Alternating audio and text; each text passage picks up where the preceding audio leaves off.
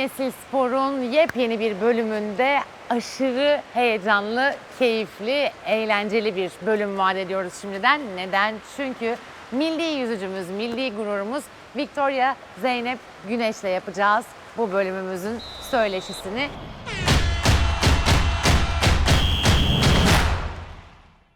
Enkaz Spor tesislerindeyiz, spor kompleksindeyiz ve kendisiyle sohbet edeceğiz. Ancak sohbetimizi İngilizce gerçekleştireceğiz. Çünkü tam böyle istediği gibi yanıt verebilmek için İngilizce söyleşi yapmayı tercih ediyor kendisi. Ama bir böyle giriş kısmını Türkçe yapabiliriz bence, değil mi? Evet, merhaba. Victoria'yı mı günlük tercih ediyorsun, Zeynep mi?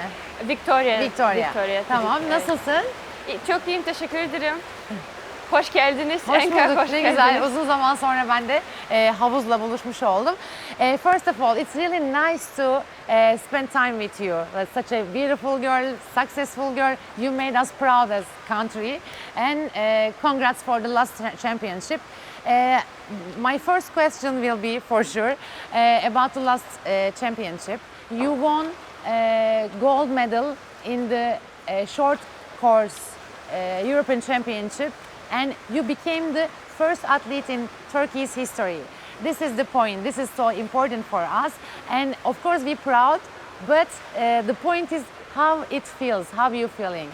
Exactly. It was the first European short course gold medal for swimming in Turkey.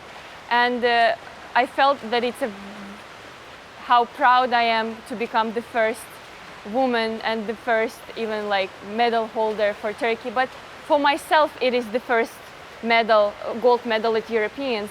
So even for me, it was very surprising, and like I was still holding that surprise and excitement for the rest of the week, you know. And it was championship was going on, and I was still like I couldn't believe that I was honored to win this medal.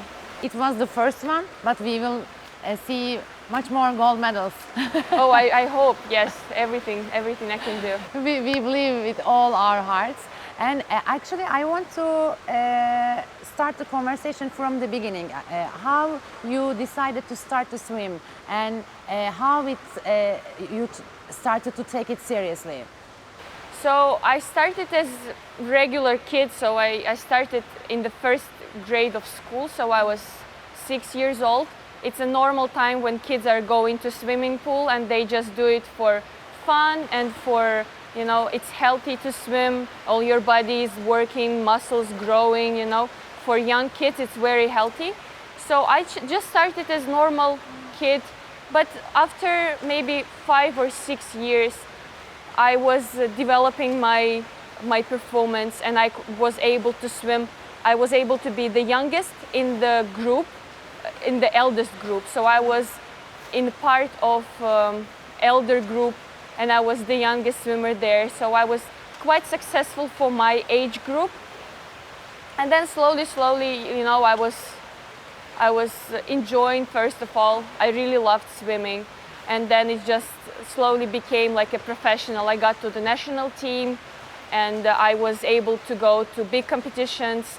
My first world championship was when I was 15 years old, and at that time I was like, okay, this is a professional sport. I actually can do it as work, even though I was very young. I can do it with, I can be paid for that, and I can reach to some success because I have talent and abilities thanks to my parents, which were athletes as well.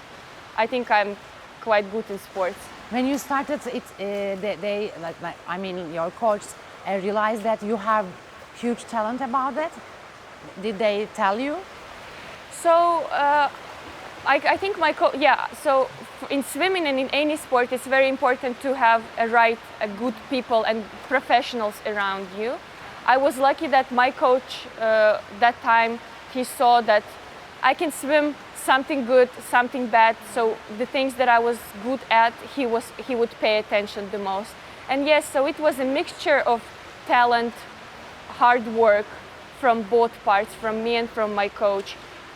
Yes, and just like luck, you know, to be in the right place in the right time. Swimming is really tough sport. So you choose swimming and you keep going to your education. So you have professional career here, and at the same time you keep going with your education. How you handle both sides of your life? Is that it must be difficult? It is difficult, yes. So I just know that I'm a young person who has to have education. So at some point when I had to decide, when I felt that I'm in the age when all of my my siblings, they're going to university and I'm not going, I felt like, okay, I'm losing something. Yes, I'm doing sport professionally, but at the same time, I want to have this university life and I want to get some education. Yeah, and I realized that swimming is like my job, and I'm working, I'm spending here like 8 hours, like, you know, like a normal day. So I knew that it will be hard, but at the same time I was like, you can see university as something like social, you know. So for me, university became kind of like a fun part. So I'm studying politics and international relations in MEF, and I'm lucky that MEF is very close to ENCA. So it's in the same area. So it was actually logistically, it was easy for me to move around. So I could go to ENCA in the morning and then go to university and spend there like 4 hours and then turn back for afternoon swim. I tried to do it as logistically perfect as I could, so you have I a balance, right? Yes, so like I could manage both of the things. It's not easy, but like if you really like the things that you're doing, you know, you need to find the right balance, what you like and what you have to do, and then like you match. It's like good things come when you leave your comfort zone. Yeah, yes, exactly. Like I honestly understand that how I gonna get education if I will swim for another 7 years, for example. I will do a few more Olympic seasons, so I will end up like I will finish swimming when I will be 30 years old, for example. So like to study that time, I think it will look even more difficult, you know, to study to get first education when you are 30. But it's possible, honestly, it's possible. But I just decided to do both things. I really wonder about your daily routine. You said that you spend almost 8 hours here. Actually, I follow some swimmers like Michael Phelps, and I interest their life, you know, like Ryan Lochte, for example. And I will ask some questions about them too, but how is your daily routine? Like how many hours you train in a day? So it's clearly 2.5 hours I would spend for one training in the pool. And then it will be hour or hour and a half in the gym. So, and I do 2 swimming trainings in a day and 1 gym. It means like 6-8 hours, depends, right? Yes, You spend. it depends. So sometimes it can be very long trainings, which will take like 2.5 hours. But you have to realize that I spend time also to prepare for training, you know, like I need to eat, to get to the training, you know, so it's all kind of goes inside for that preparation. I spend a lot of time for warm up before I go to the pool. Yeah, it's a work. And this is your training routine and preparing training routine, but of course it's changed before the important tournaments, right? So before important tournaments, we actually we narrow down our focus. So we focus a lot on the speed, which means that we should swim less but more intensive.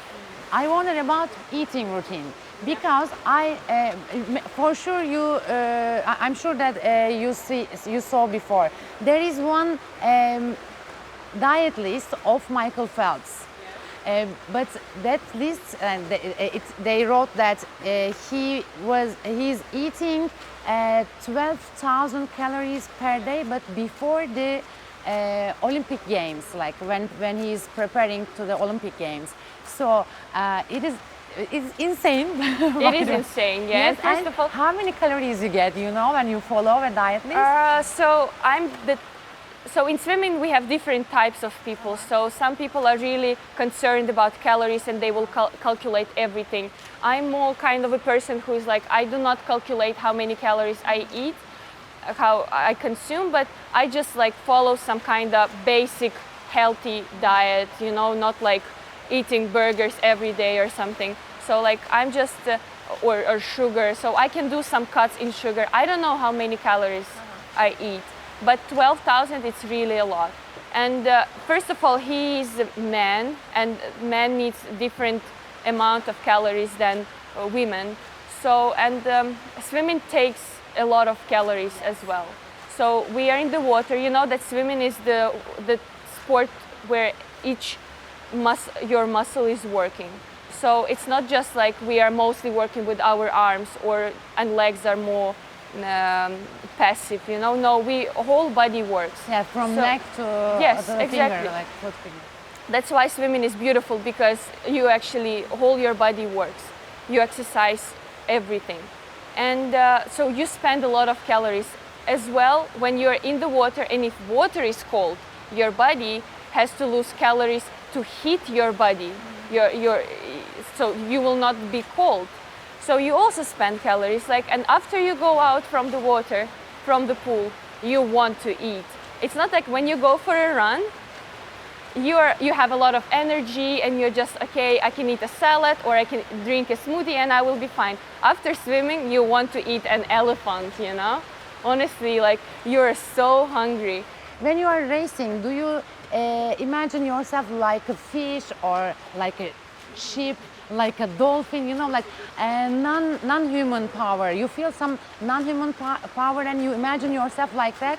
Or like how you motivate or how you think yourself when you are racing? It is a personal question because we all have a little habits in sport. So we all do certain things and you should find the right thing for you, what you have to think or to do before the race. And if you do it and you should do it every day, every time you race, so you feel calm and relaxed if you do the same things all the time. So yeah, I actually imagine myself as a tiger. If I'm a swimmer, when I'm racing, I can imagine myself like a fish, you know, any kind of fish. I don't know, like maybe dolphin, and maybe sheep, you know, like maybe motor yacht. Mm-hmm. I don't know, but you said tiger. No, a it's tiger. Interesting. Because I was born in a year of tiger, so I was the horoscope for years, you know, so Chinese horoscope, I'm a tiger. So I was okay, that's a sign, you know. So if I will reach to that inner tiger, you know, I will reach to the unlimited power, you know, something. So yeah, I imagine myself and thinking about it. You know, they're fast, they're strong, they're you can feel the power when they run, for example, after the goal. And they have passion. Yes, exactly. For the target, yes. Yes, exactly. So they can sit and wait until the goal will be tired, you know, so they will reach to it. What is the most difficult thing you have faced in your career?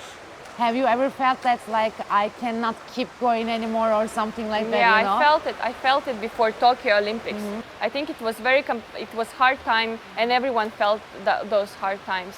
So because of the recent situation happening in the world, I lost my team. You know, they were not able to. I was left alone, and I had to find way actually how I can just prepare for Olympics. Not even think long term and what I'm gonna do after Olympics. Just that 6 months, what I'm gonna do.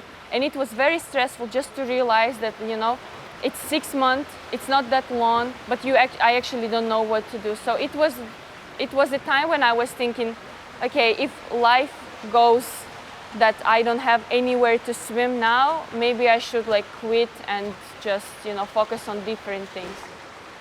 But how it feels to be in Olympics? It's amazing. It's honestly amazing, and I felt it especially in Tokyo when I was surrounded by team, and you actually feel that you all came together to represent Turkey. You know, I met a lot of friends. I made a lot of friends there. It was so fun to, different sports. They were from different sports, so not swimming particularly. So you meet people, you're from the same country, you do sports, but you have different routines, and then you just talk to each other, what you do, how many hours you train, what you pay attention the most, and you get a lot of experience from them as well.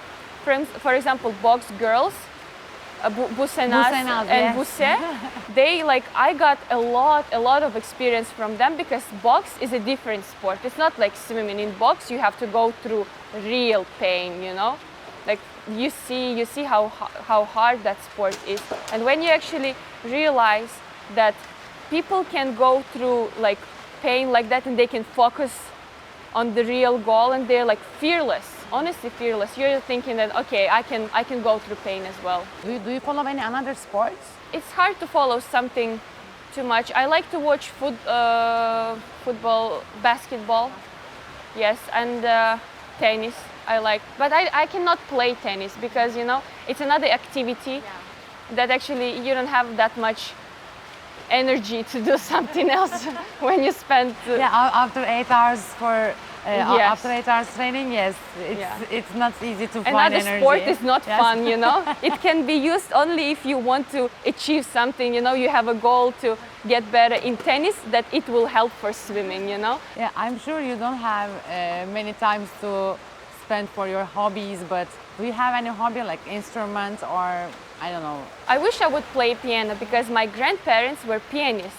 And everyone in our family knows how to play piano. They all were going through, you know, they all were taught to play piano except me. When I was younger, when everyone, so at 6 years old, I started swimming, but at the same time, you start a lot of different activities. And one of them, of course, it was music.